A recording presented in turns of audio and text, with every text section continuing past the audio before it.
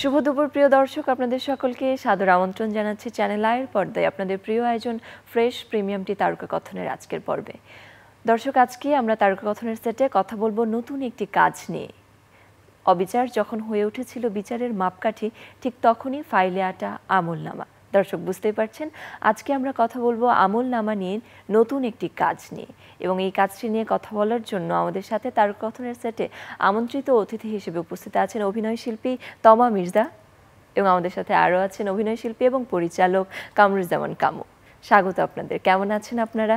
খুব ভালো আছে, আপনি কেমন আছেন? যেমনটি বলছিলাম, আমলনামা নিয়ে কথা বলবো। রায়হান রাফির পরিচালনায় নতুন একটি কাজ চরকিতে আসতে যাচ্ছে সামনে। কাজটি নিয়ে একটু শুনি শুরুতে। তমা মির্জা, আপনার কাছে। আপনি বলেন আগে আপনার অভিজ্ঞতা। আপনি বলেন আগে। আমি বলবো? এরকমই চলে আমাদের আর কি। আমার ক্যারেক্টারের নাম পারভিন, আর ভাইয়ার সাথে আমাদের সম্পর্ক দেখানো হয়েছে যে আমরা হাজব্যান্ড ওয়াইফ। পারভিনের সংসারে ছোট একটা সংসার, ছোট সংসারের মধ্যে দুটো ছোট ছোট বাচ্চা আছে। সুন্দর মতনই সব কিছু চলছিল। হঠাৎ করেই এক রাতে সব কিছু আসলে চেঞ্জ হয়ে যায়। এই রাতে কি এমন হয়েছিল, কেন এরকম সব কিছু চেঞ্জ হয়ে গেল পারভিনের জীবন এবং হাসানের জীবন, ভাইয়ের ক্যারেক্টারের নাম হাসান। হাসান এবং পারভিনের জীবনটা, তাদের সংসারটা কেন আসলে চেঞ্জ হয়ে গেল, অন্যরকম হয়ে গেল, এই পুরো ঘটনাটাই আমলনামাতে দেখানো হবে। 12 তারিখে ইনশাল্লাহ রাতের বেলা আমরা চরকিতে আমলনামা দেখতে পারবো। বাহ, আমরা ভীষণ রকম এক্সাইটেড আসলে কাজটি দেখার জন্য। আমরা একটু হাসানের কাছ থেকে শুনি।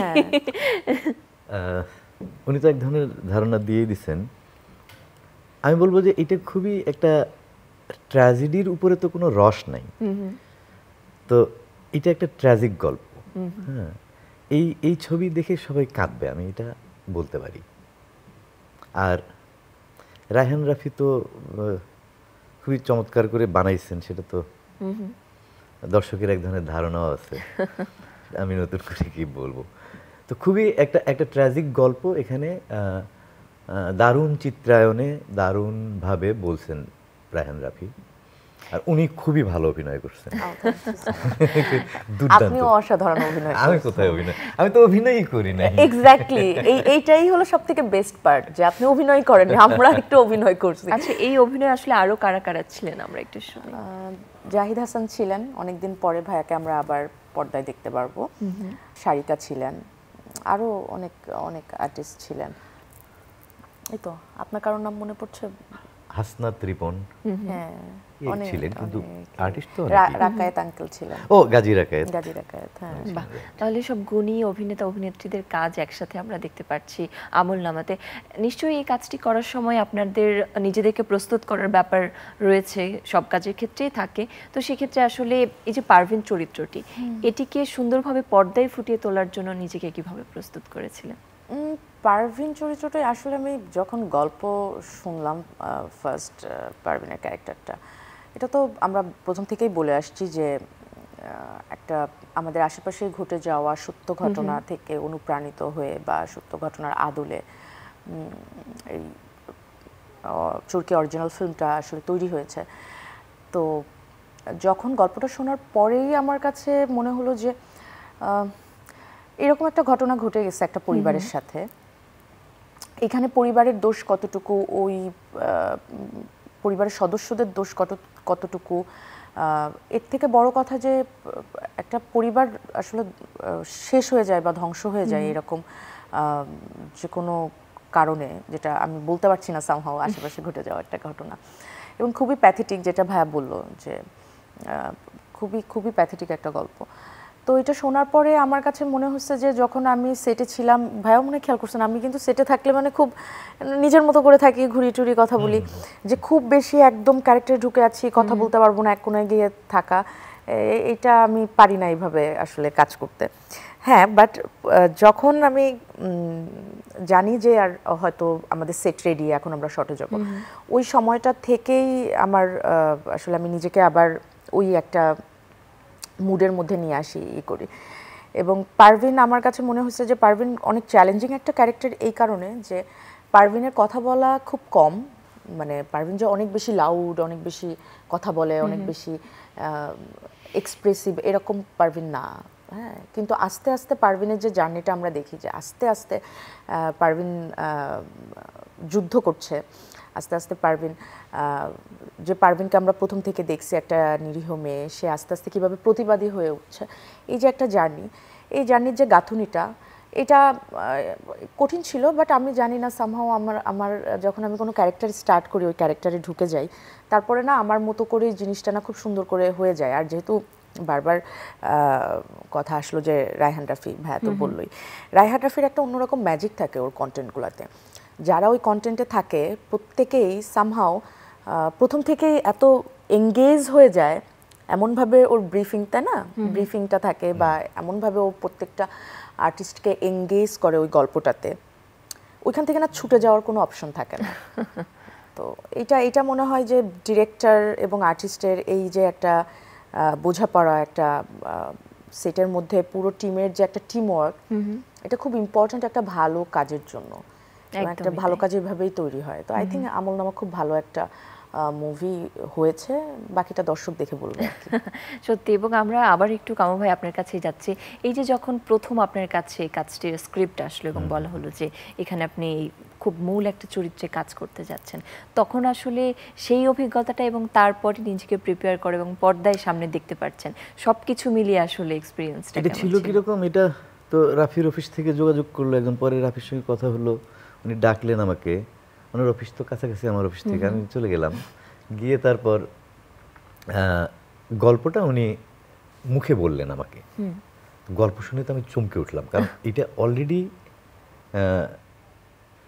মানে দেশে বিদেশে এটা খুবই একটা পরিচিত আইটেম। হ্যাঁ, এটা আসলেই বুঝতে পারবেন দর্শক।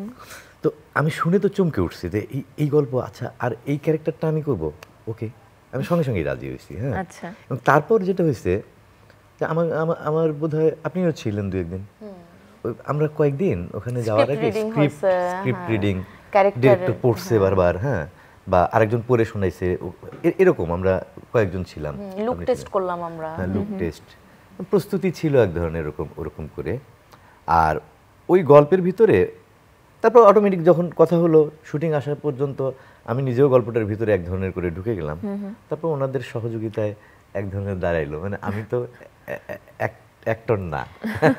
কামু ভাইয়ের বেস্ট পার্ট কি, আমাকে যখন প্রথম দেখালো যে এটা তোমার হাজবেন্ড, হ্যাঁ আমি ঠিক আছে, লাকি ম্যান, এরকম একটা বউ পাইছে, তো জাস্ট জোকিং। তারপরে যখন কামু ভাইয়ের সাথে আমার দেখা হলো এবং আমি যখন কথা বললাম, ওই মোমেন্টে আমি বুঝতে পারছি যে স্টোরিটা তো আমি আগে জানতাম, যে আসলে এটা কামু ভাইয়ের থেকে আসলে, মানে কামু ভাই is the perfect one, but Kamu ভাই ইজ দ্য বেস্ট, এটা আমি বুঝতে পারছি যখন আমি সেটে কাজে গেছি। একটা ছোটখাটো মানুষ সুন্দর মতন আসে, টুকটুক করে এখানে একটু আসে, ওখানে একটু যায়, অত সাজগোজের কোনো নাই, কাপড় চোপড় যেটা দেয় ওটা পরে এক কোনায় দাঁড়ায় থাকে, একটু হয়তো এক কোনায় গিয়ে কারোর সাথে গল্প করতেছে, না হলে বসে কবিতা, উনি কিন্তু অনেক ভালো কবিতা আবৃত্তি করে এবং লিখে, তো ওইখানে হয়তো একটা সাইডে আছে, ফোনে হয়তো কিছু দেখতেছে। যখনই ক্যামেরাটা অন হয়ে যায়, ইটস এ ডিফারেন্ট পারসন, সে হাসলে মায়া লাগে, সে কাঁদলে মন খারাপ হয়, কেমন যেন এটা না, মানে গড গিফট, এটা আমার কাছে মনে হয়েছে।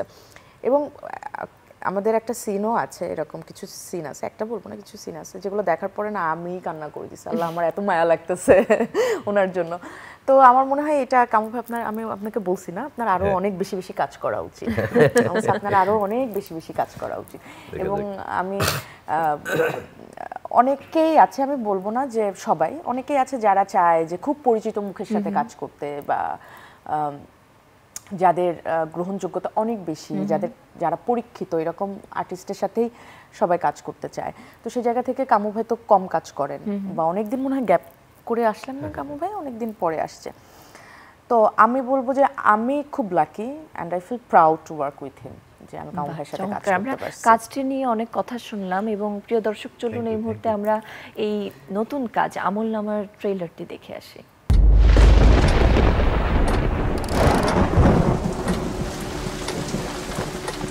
আমাকে এবার পিছমোড়া করো, চোখ বেঁধে ফেলো প্রভু, আমি কোনোখানে কোনো মানুষের হৃদয় দেখিনি কবু। আইনের লোক। এই তুই চল।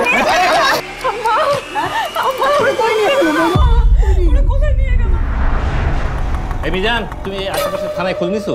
খোঁজ নিছি স্যার, কেউ তো ধরে নাই। ধরে নাই? না স্যার। এইটা শুনবেন, কেউ ধরে নাই। This is very confidential.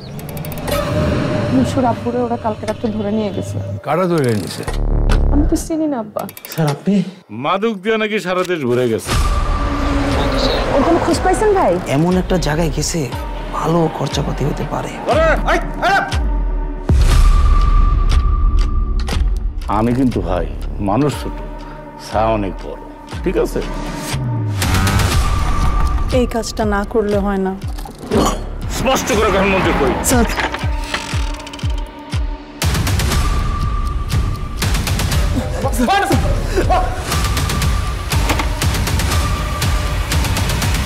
একটা মানুষটা ধরে নিয়ে যাবো, থানায় গিয়ে জিগেলে কবে হেরা কিছু জানে না। আমগো মতো সাধারণ মানুষের জন্য কোনো আইন নাই।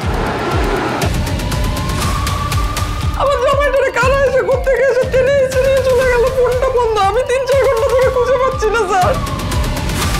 জায়গা মতো গুলি করে মাথাতে গুলি করাছে।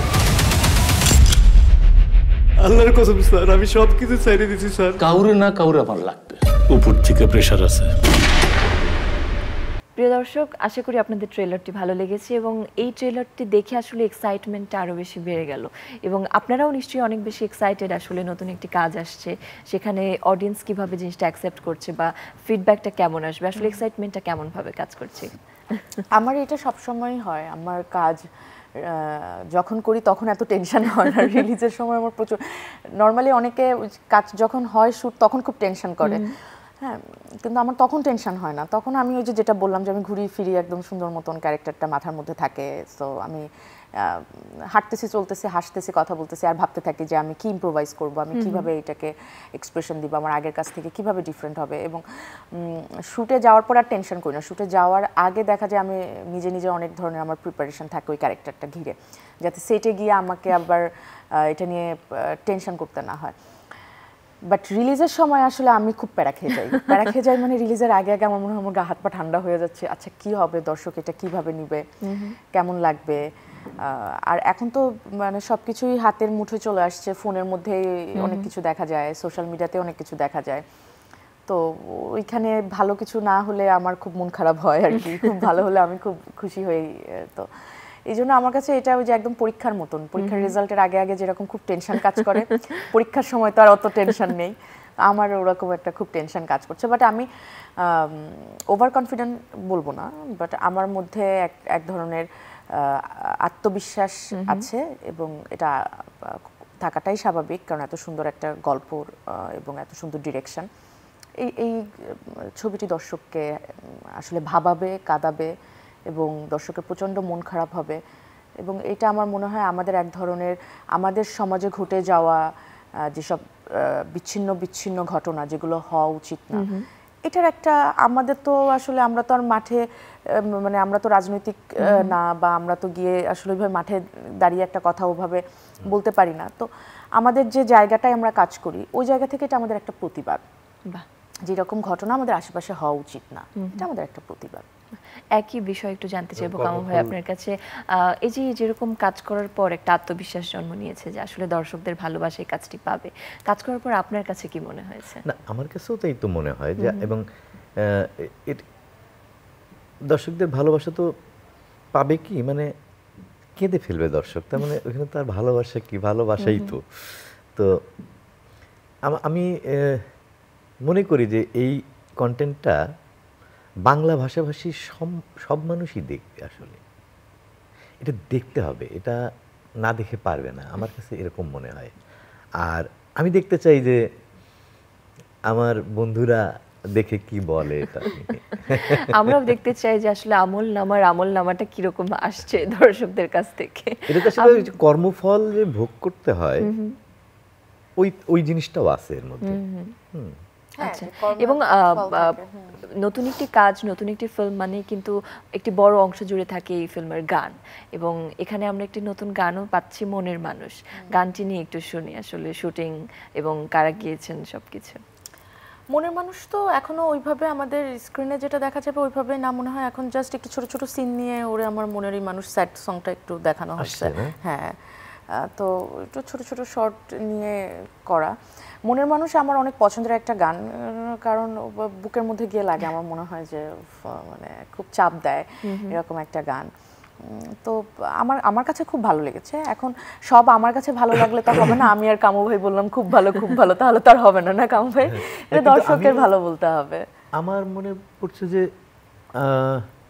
একটা গানের যে শুট হলো, যে বোমবাস্টিং বার, সেটা কি মনের মানুষ ছিল? না না না না, ওটা আরেকটা গান হয়, এটা তো কিউট, বলে বোমবাস্টিং। না, আমাদের অনেকগুলো, আমাদের ছবিতে আরো গান আছে, তো ওইটারই একটা কথা বলছে যেখানে উনি শুটিং করছে, ওইটা নিয়ে আমরা কথা বলবো না, যেহেতু গানটা আসেনি। ইন্টারেস্টিং অনেক জিনিসপত্র আছে। মনের মানুষ গানটা আপনি দেখেননি? আপনি আর্টিস্ট। আমি তো এই অসুস্থ, আপনাকে আমি যেতে যেতে দেখাই দিব। প্রিয় দর্শক, চলুন এই মুহূর্তে আমরা মনের মানুষ এই গানটির অংশটি দেখে আসি। ওরে ওরে ওরে আমার মনেরই মানুষ, নিভা গেছে মেঘের ভিড়ে হইয়া সে ফানুষ। ওরে ওরে ওরে আমার মনেরই মানুষ, নিভা গেছে মেঘের ভিড়ে হইয়া সে ফানুষ।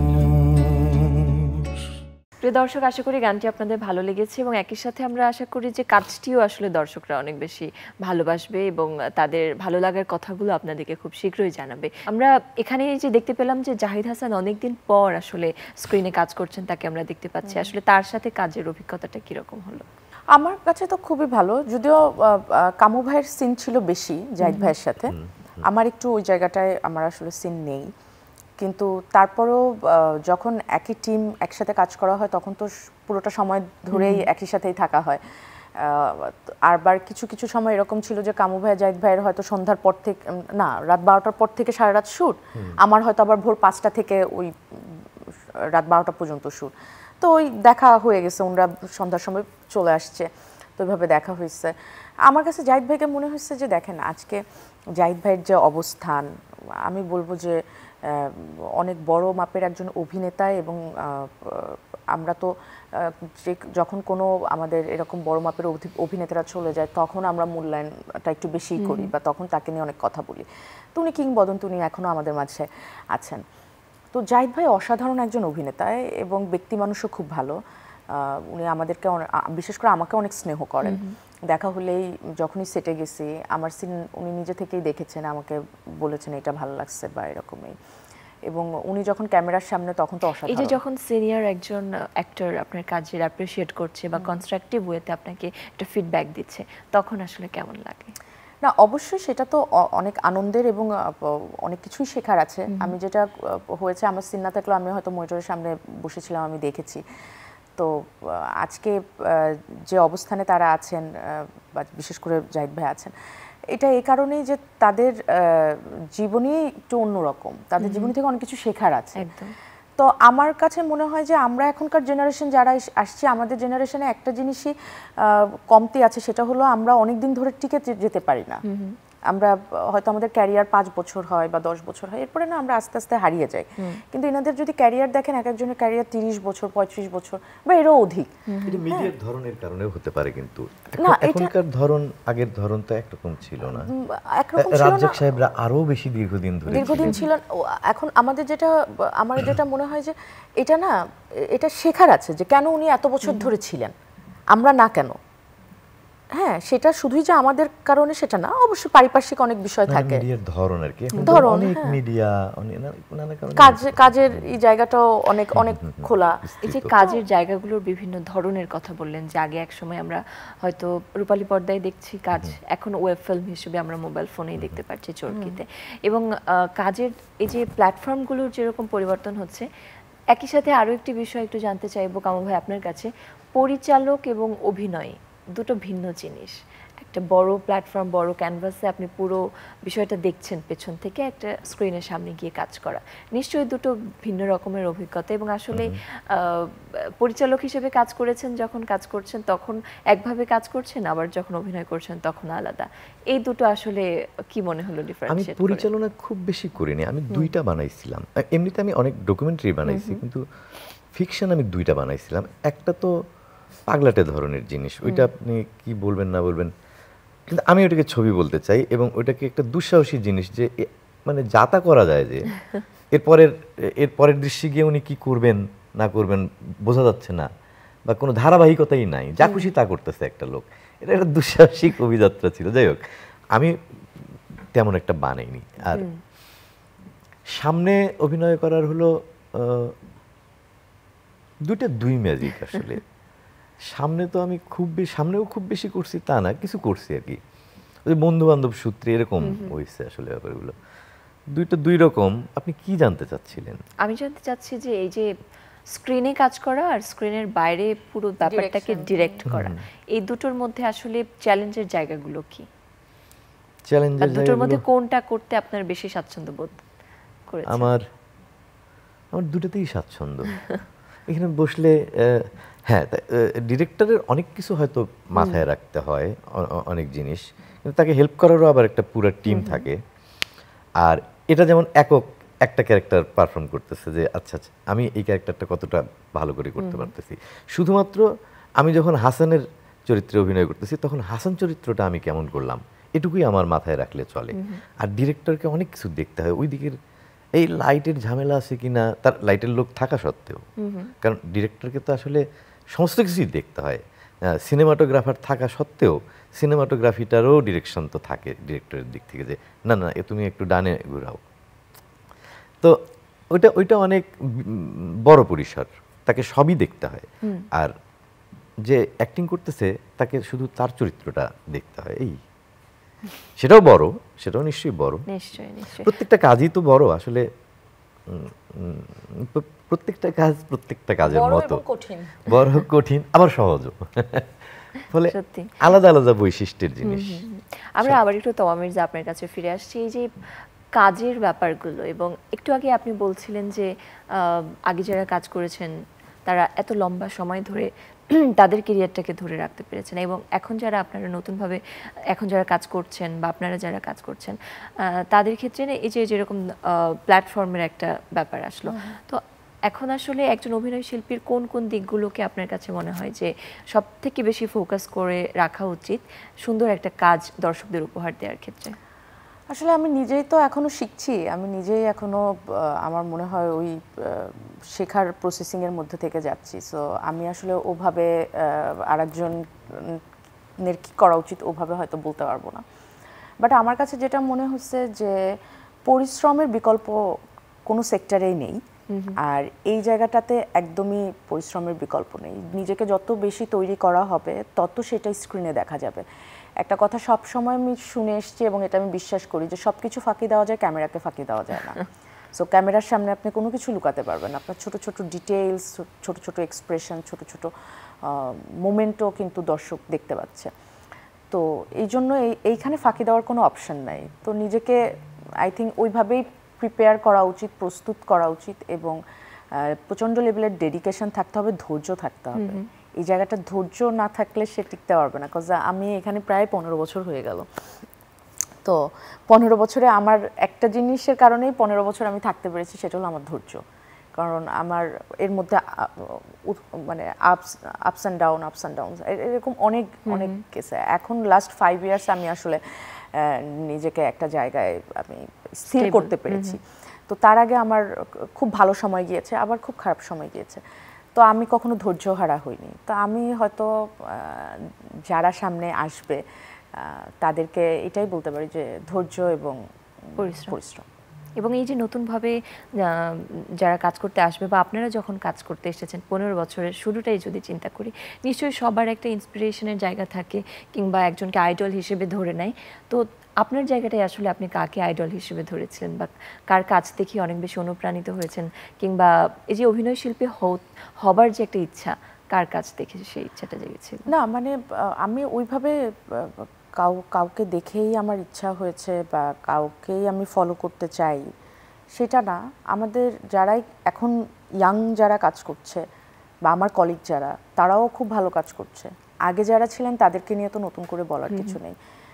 তো সবার থেকেই শেখার আছে, এমন না যে শুধুমাত্র সিনিয়র যিনি তার থেকেই শেখার আছে, যিনি আমার থেকে জুনিয়র বা যিনি আমার সাথেই আছেন তার থেকে শেখার নাই।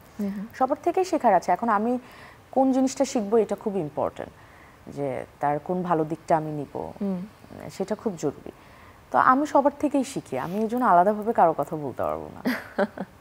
এবং দেখতে দেখতে একেবারেই অনুষ্ঠানের শেষ পর্যায়ে আমরা সব শেষে আসলে কামু ভাই দর্শকদের আমলনামা নিয়ে কি বলতে চান? দর্শকদের বলবো আপনারা তো দেখবেনই, আশপাশে বন্ধু বান্ধবরা যখন বলবে এটা একটা দুর্দান্ত ছবি, তখন আপনাদের দেখতে ইচ্ছে করবে। দেখার পরে কেমন লাগলো আমারে জানাইন। আপনাকে কোথায় জানাবে? ফেসবুকে? ফেসবুকে জানাইন। ঠিক আছে, তমা আপু কি বলবেন? আমি কামু ভাইয়ের কাছে পাঠাই দিব। কামু ভাই তো অত অ্যাক্টিভ না ফেসবুকে, থেকে আমি যখনই পাবো লিংকডিন যে সবাই তো আপনার অনেক প্রশংসা করবে, তখন আমি আপনাকে পাঠাই দিব। আপনার প্রশংসা করলেও আমাকে পাঠাইন। আচ্ছা ঠিক আছে, সেটাও পাঠাবো। আপনাদের দুজনকেই অনেক ধন্যবাদ আমাদের আয়োজনে আসার জন্য এবং একই সাথে আমলনামার জন্য অনেক অনেক শুভেচ্ছা, শুভকামনা জানাচ্ছি। আশা করি দর্শকরা তাদের ভালোবাসা জানাবেন এবং তাদের কাছে ভালো লাগবে কাজটি, এবং আমরা সকলেই ভীষণ রকম এক্সাইটেড আসলে কাজটি দেখার জন্য। প্রিয় দর্শক, আপনারা চরকিতে দেখতে পারবেন রায়হান রাফির আমলনামা। আপনাদের সকলকে কাজটি দেখার জন্য আমন্ত্রণ জানাচ্ছি এবং একই সাথে আজকের আয়োজন থেকে বিদায় নিচ্ছি।